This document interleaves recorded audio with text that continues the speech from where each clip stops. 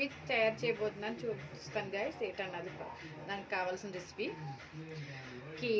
ఒక కీరా, 2 క్యారెట్ ముక్కలు, క్యాబేజీ సగం, ఒక ఆనియన్, ఒక టమాటా.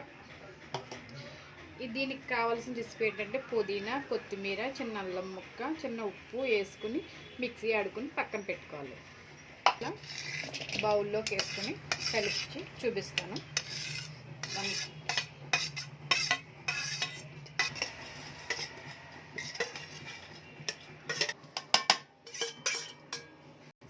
ఇది మైనస్ మనకి ఎంత కావాలో అంత తీసుకోవచ్చు. ఇప్పుడు ఇది ఇందులో వేసుకొని మనం కలుపుకుందాం. మైనస్ కట్టి చేసుకుని దీన్ని ఇలా కలుపుకోవాలన్నమాట. ఇదేంటి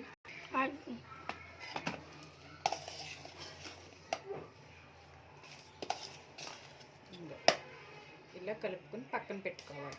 ఇప్పుడు దీనికి కావాల్సిన రెసిపీ ఏంటో చూపిస్తాను.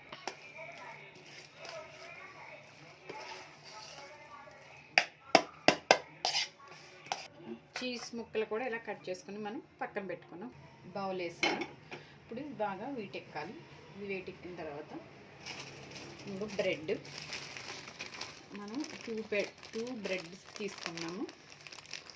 దీన్ని ఎలా చేయాలనో చూపిస్తాను గైస్. బ్రెడ్కి మనం ఇలా అప్లై చేయాలి.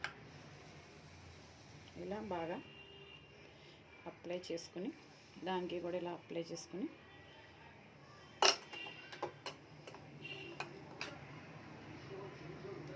పక్కన పెట్టుకొని ఇది కూడా ఒకసారి దీనికి కూడా ఇలా రాసి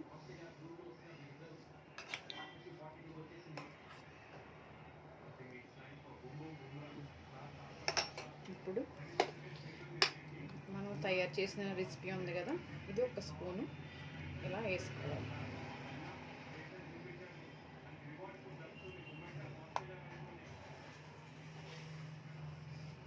ఇలా వేసుకుని చీజ్ దీని మీద మనం ఇలా పెట్టుకోవాలి.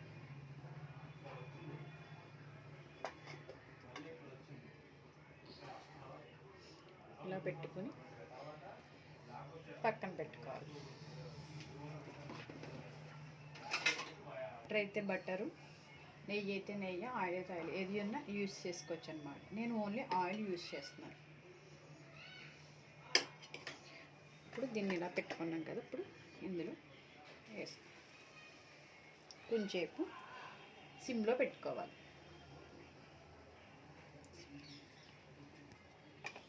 ఒక పక్క కాలిందని చూసుకుని తిప్పుకుందాం.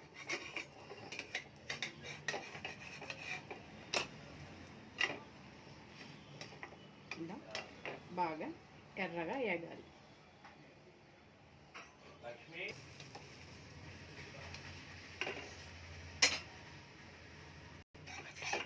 తీసిన ఇలా బాగా కాలిన తర్వాత ఇది ఇలా రెడీ అవుతుంది అన్నమాట. మరొకటి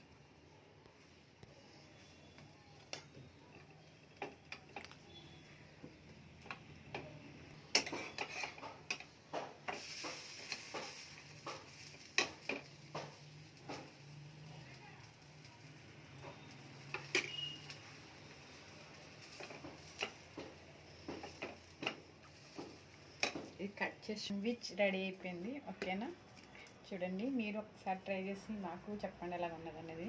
ఓకేనా, బాయ్. Like and subscribe.